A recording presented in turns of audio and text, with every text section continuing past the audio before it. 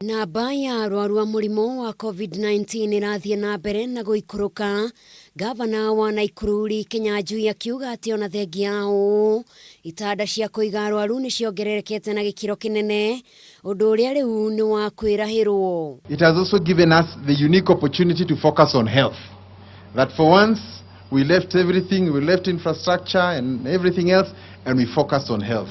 In Nakuru we have increased our bed capacity to almost 300. Our ICU capacity has also expanded greatly, and we have employed many specialists. Akiaria hindi ya guthurima waki wa thibitari ya milioni 300 iria irakwo ni thirikari ya kaunti ino nyitaniri na kambuni ya Kengen mwena wa Naivasha, Kinyanjui na ikitie ritana kuri thirikari nene ihingure honge ingi niguo tonga wa bururi ndukae kuhuka. Ni changamoto kwa wale wengine pia, other areas that had closed after the COVID, that the economy is hurting and we need to go back to work.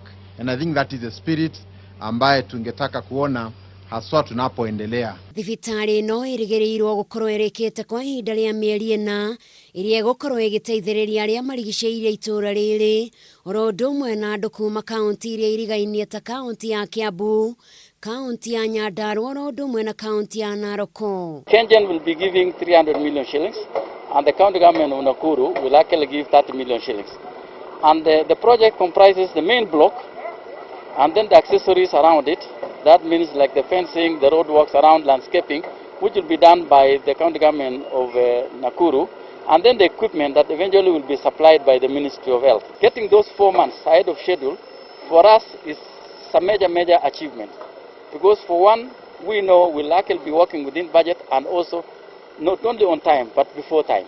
Na gicaka ya muhatikano wa arwaru thibitari-ini ya kaunti nini ya Naivasha, MCA wa Viwandani Eric Gicuki augite riu gwakwo gwa thibitari no ni gukunyihanyihia muhatikano ucio.